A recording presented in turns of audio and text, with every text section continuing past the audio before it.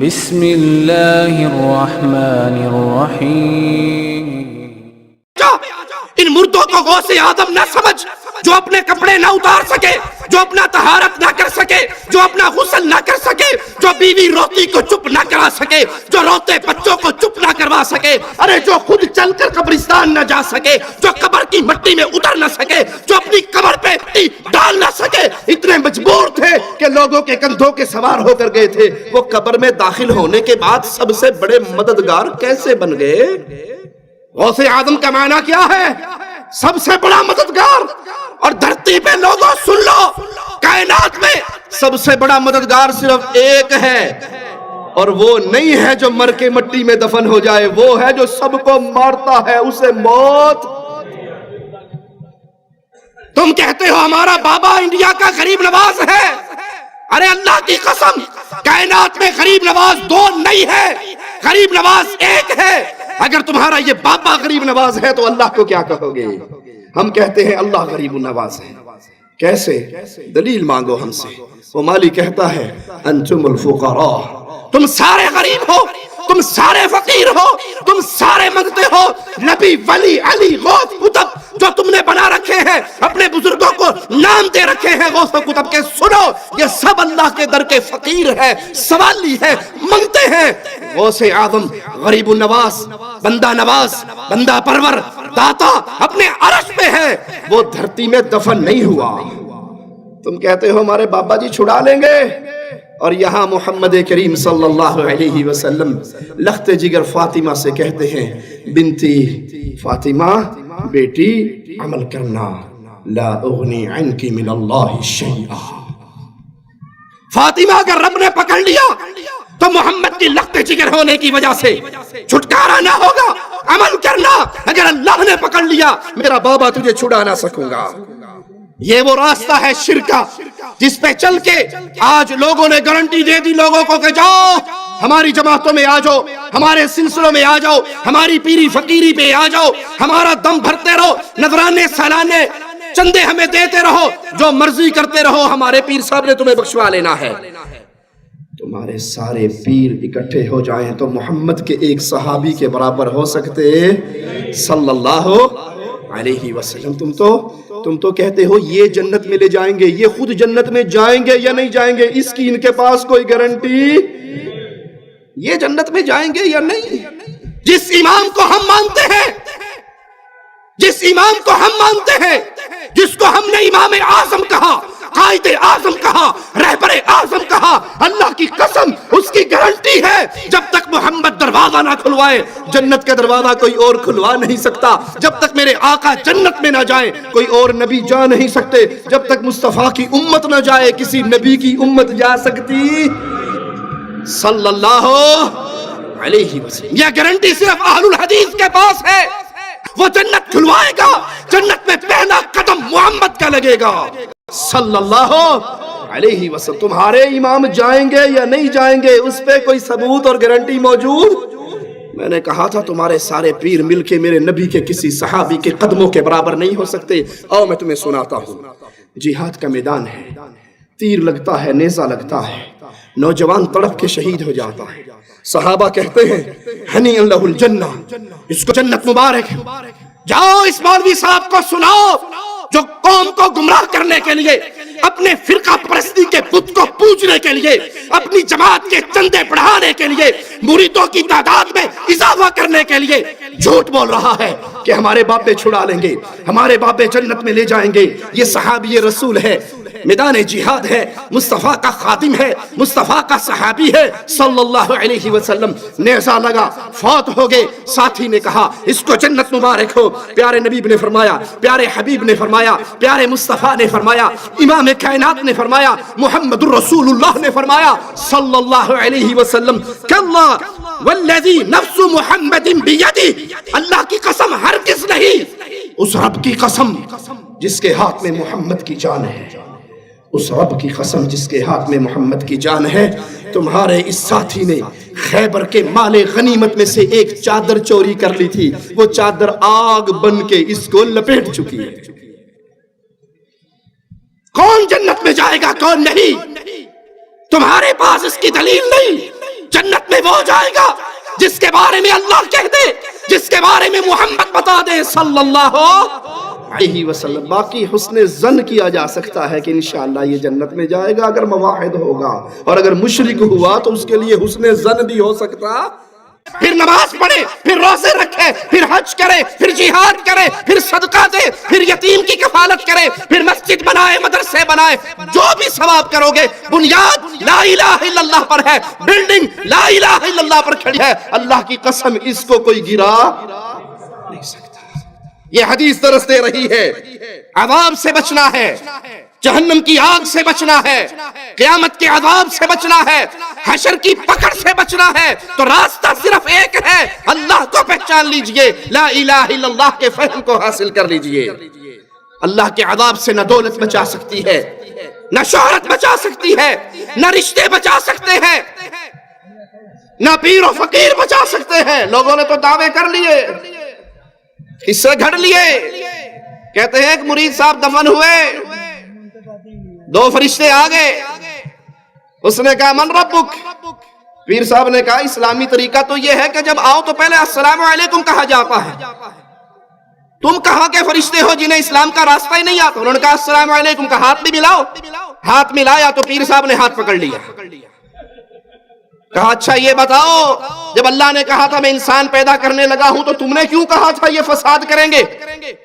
فرشتے ہکے بکے ایسی پوچھن کوئی اور شے ایسا کہ بابا کوئی اور ٹکر گیا سانو. فرشتے کہنے لگے ہم نے اکیلے نے تو یہ جرم نہیں کیا تھا، سارے فرشتوں نے رل کے کہا تھا چھٹی دو پوچھ کے آتے ہیں. کہا تم واپس نہیں آؤ گے، ایک کو گرفتار رکھتا ہوں دوسرے کو چھوڑتا ہوں، تو پوچھ کے ہاں یہ ویٹنگ لسٹ میں بیٹھا ہوا ہے میرے پاس، ہاتھ پکڑا ہوا ہے اس کا. انا للہ و انا الیہ راجعون. ظالموں، میرے رب کے خلاف اپنی گندی ناپاک زبانوں کو دراز کرتے ہوئے، اپنے مجبور انسانوں کو مولا کی قوتوں سے بڑھاتے ہوئے، تمہیں شرم نہیں آتی کہ قیامت کے دن تم نے بھی تو رب کے سامنے کھڑے ہونا ہے؟ فرشتہ دوڑتا ہوا گیا، کہا اللہ ایک ساوے چولنے والے بابے نے پکڑ لیا ہے اور اس نے یہ سوال کیا ہے. اللہ نے کہا نعوذ باللہ ثم نعوذ باللہ تعالی اللہ عما یقولون، کہ وہ پیر جیلانی ہے، وہ پیر جیلانی ہے، معافی تعافی مانگ کے چھٹی کرا لو ان سے. تو کہا میرے فرشتوں کو چھوڑ دے. پیر جیلانی نے کہا ہاں چھوڑتا ہوں، ایک شرط ہے، تو سلسلہ قادریہ میں آنے والے سارے مریدوں کو بخش دے، میں تیرے فرشتوں کو چھوڑتا ہوں. نعوذ باللہ ثم نعوذ باللہ. گویا انڈیا پاکستان کے قیدیوں کا تبادلہ ہو رہا ہے کہ ایک حکومت کہتی ہے ہمارے قیدی چھوڑو، دوسری کہتی ہے تم ہمارے مچھیرے چھوڑو. تم نے رب کی یہ قدر کی ہے، تمہارے دل میں رب کی یہ عزت ہے. اللہ نے کہا عبد القادر میرا وعدہ ہے جو سلسلہ قادریہ میں داخل ہوگا میں ساروں کو بخش دوں گا. کہا اچھا ٹھیک ہے تیرے فرشتے کو میں بھی چھوڑ دیتا ہوں. انا للہ و انا الیہ راجعون وما قدر اللہ حق قدرہ. ان ظالموں نے میرے مولا کی قدر کو نہیں پہچانا، میرے رب کی شان کو نہیں پہچانا. کروڑ پیر جیلانی ہو، وہ محمد کریم صلی اللہ علیہ وسلم کے قدموں کی خاک کے برابر نہیں ہوتے. یہاں منظر پیر و فقیر کا نہیں، امام کائنات کا ہے. سجدہ ریز ہیں، سجدے میں سر ہوا ہے. کہا محمد کا سر تب اٹھے گا جب اللہ اٹھانے کی اجازت دے گا صلی اللہ علیہ وسلم. یہاں تو پیارے حبیب امام کائنات اللہ کی اجازت کے بغیر سر نہیں اٹھا سکیں گے. مولا کہے گا اٹھا، اپنے مکھڑے کو بلند کر. مانگ کیا مانگتا ہے، شفاعت کر کس کی کرتا ہے. اور کہا یہ پیر صاحب ہیں ہمارے جو مریدوں کو اس طرح قابو کر لیتے ہیں. ان ظالموں کے قصے سنانے کا مقصد آپ تک یہ پیغام پہنچانا ہے بھائیوں، آج کے دور میں ضرورت ہے لا الہ الا اللہ کے آوازے کو پھر ویسے بلند کیا جائے جیسے بلال نے مکے کی گلیوں میں کیا تھا. صلاۃ والسلام کو لا الہ الا اللہ کی عظمت بتانے کے لیے مولا نے کتنی پیاری مثال دی. یہاں یہ یاد رکھیے، یہاں لا الہ الا اللہ پڑھنے سے مراد اس کو سمجھ کے یقین کے ساتھ پڑھنا ہے. خالی تسبیح پھیرنے کا فائدہ، خالی رٹے مارنے کا فائدہ لا الہ الا اللہ بھی کہتے رہو، یا علی مدد بھی کہتے رہو، یا لا الہ الا اللہ بھی کہتے رہو، یا رسول اللہ مدد بھی کہتے رہو، لا الہ الا اللہ بھی کہتے رہو، ہاتھ میں تعویذ اور من کے امام سامن بھی باندھتے رہو، لا الہ الا اللہ بھی پڑھتے رہو، کوٹھی پہ کالی ہنڈیا بھی رکھتے رہو، لا الہ الا اللہ بھی پڑھتے رہو، ٹوڑی گاڑی کے آگے جوتی بھی باندھتے رہو، لا الہ الا اللہ بھی پڑھتے رہو، بھینس کے گلے کے اندر ڈل بھی باندھتے رہو، لا الہ الا اللہ بھی پڑھتے رہو، بابے دھنکے کے ڈنڈے کھاتے رہو، لا الہ الا اللہ پڑھتے رہو، توتے شاہ کا نمک چاٹتے رہو، تو اس لا الہ الا اللہ کا کوئی فائدہ ہو سکتا؟ یہ لا الہ الا اللہ زبان کے رٹے نہیں ہے، یہ ایمان ہے، یہ عقیدہ ہے، یہ پکار ہے، یہ آواز ہے۔ میرے گھر میں بچہ نہیں ہوا، شادی ہوئے 10 سال بھی گزر گئے، کہنے والوں نے کہا فلاں بابے کی نظر چڑھا دے، فلاں پیر کے گیڑے مار دے، فلاں بابا ابن شاہ کے گھر کا گیڑا مار آ۔ لا الہ الا اللہ آواز لگاتا ہے، ساری عمر بغیر اولاد کے رہنا، لا وارث مر جانا قبول ہے، رب کا در چھوڑ کے مردوں کے در پہ جھکنا قبول۔ یہ ہے لا الہ الا اللہ، یہ عقیدہ ہے، یہ جماعت ہے، یہ منہج ہے، یہ تحریک ہے۔ یہ اللہ کے علاوہ کسی کی عبادت کرنے کے لیے تیار نہیں ہوتا، وگرنہ تو لا الہ الا اللہ کی تسبیح کرنے والے تھوڑے ہیں۔ انڈیا پاکستان میں نماز ختم ہونے کے بعد سب سے زیادہ زور سے اسی کی بات آتی ہے نا، پھر ترقی کرتے کرتے لوگوں نے کہا جی یہ لا الہ الا اللہ، وہ مختصر کرنے لگے الا اللہ الا اللہ الا اللہ۔ لا الہ الا اللہ پارٹی الگ ہوگی، الا اللہ والی الگ ہوگی، الگ الگ دونوں کا ذکر ہو رہا ہے۔ 70 ہزار مرتبہ لوگوں نے پڑھ کے رکھے ہوئے ہیں۔ ایک خان صاحب بھی لکھتے ہیں اور ایک شیخ صاحب بھی لکھتے ہیں، شیخ الحدیث نے بھی لکھا ہے اور خان صاحب نے بھی لکھا ہے، پردے دار ہے پردے میں نام رہنے دو۔ لکھتے ہیں کہ ایک نوجوان کے بارے میں مشہور تھا، وہ دنیا میں بیٹھے بیٹھے دیکھ لیتا تھا جہنم میں کیا ہو رہا ہے، کشف تھا بڑا اسے۔ کشف نام کی دنیا میں کوئی چیز نہیں ہے، علم غیب کا دعویٰ کرتے ہوئے ڈرتے ہیں مشرک کا فتویٰ لگے گا تو چھوٹی بہن بنا لی کشف کے نام سے، کشف ہو جاتا تھا اس کو۔ ایک دن بیٹھے بیٹھے زور سے رونے لگ گیا، کسی نے کہا کیوں رو رہے ہو؟ کہ میری ماں جہنم میں جل رہی ہے۔ اس پیر صاحب نے 70,000 مرتبہ لا الہ الا اللہ لا الہ الا اللہ لا الہ الا اللہ کا منقا پھینکا ہوا تھا، اس نے دل ہی دل میں بلٹی کر دیا۔ بلٹی سمجھتے ہو؟ حیدرآباد ٹرین سے بلٹی کرو، بمبئی میں چھڑا لو۔ اس نے بھی بلٹی کر دیا، بلٹی چھوٹ گئی، ٹھٹھا مار کے ہنس پڑا، کہا چچا میری ماں جہنم سے نکل کے جنت میں جا رہی ہے۔ اس چھوکرے کو پتہ لگ گیا کہ میری ماں جہنم میں جل رہی ہے۔ جس صحابی نے دوسرے صحابی سے کہا ہنی لہ الجنہ، اس کو نہیں پتا کہ خیبر کی ایک چادر آگ بن گئی ہے۔ تم نے اپنے پیروں کو صحابہ سے بھی بڑھا دیا۔ انا للہ و انا الیہ راجعون۔ یہاں لا الہ الا اللہ سے مراد کیا ہے؟ سارے طواغیت کا انکار ہو کہ اللہ کے علاوہ کوئی نہیں جس کی پوجا کی جائے، پوجا کا برحق مالک صرف اللہ ہے۔ لا الہ انکار الا اللہ، بولو اقرار۔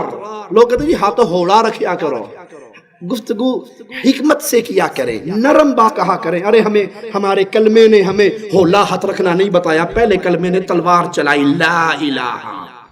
کاٹ تو گردنیں جو اپنے سامنے پیروں مریدوں کو بٹھا کر جھکواتی ہے، کاٹ تو ان کی گردنیں، ان کی عبودیت، ان کی الوہیت، ان کی عبادت کا انکار کرو، کہو لا الہ۔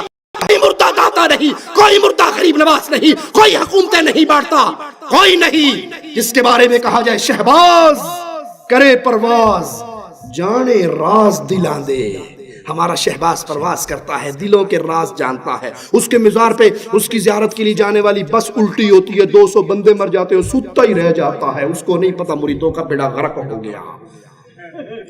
کوئی نہیں ایسا، لا الہ۔ کاٹو گردنیں، انکار کرو طواغیت کا، اللہ کے علاوہ پوجے جانے والوں سے برات کرو۔ جب یہ کام کر لو پھر اگلی بات کہنا الا اللہ۔ داتا اللہ ہے، مشکل کشا اللہ ہے، حاجت روا اللہ ہے، بگڑی بنانے والا اللہ ہے، اولاد دینے والا اللہ ہے، شفا دینے والا اللہ ہے، بیماریاں ٹالنے والا اللہ ہے۔ جب اس ایمان و عقیدے سے پڑھا جائے گا لا الہ الا اللہ تو قیامت کے دن انسان اللہ کی جنت کا مہمان بنے گا۔ مسند احمد، جامع ترمذی، ابن ماجہ میں سیدنا معاذ سے روایت ہے رضی اللہ عنہ وارضاہ، فرماتے ہیں قلت یا رسول اللہ اخبرنی بعمل يدخلنی الجنہ ويباعدنی من النار۔ اے اللہ کے پیارے حبیب صلی اللہ علیہ وسلم، کوئی عمل بتا دو، کوئی عمل بتا دو جس کو کروں تو اللہ کی جنت میں چلا جاؤں، جس کو کروں تو جہنم سے بچ جاؤں۔ جنت میں جانا، جہنم سے بچنا انسان کی زندگی کا مقصد ہے۔ کامیاب ہے وہ، کامیاب ہے وہ جون جولائی کی گرمی برداشت نہ کرنے والوں، سورج کی گرمی سے بچانے کے لیے ہاتھوں پہ فیئر اینڈ لولی لگانے والوں، سورج کی گرمی سے بچنے کے لیے ٹوٹکے کرنے والوں، بیگم کو کریمے لا کے دینے والوں، میری بڈی باہر نکلتی تو رنگ کالا ہو جاتا ہے، کریمہ لا لیا کر، کوئی حرج نہیں، حلال مال سے جو مرضی خدمتیں کرو بزرگوں کی، لیکن یاد رکھو کامیاب ہے وہ جو جہنم کی آگ سے بچ کر اللہ کی جنت میں داخل ہو گیا۔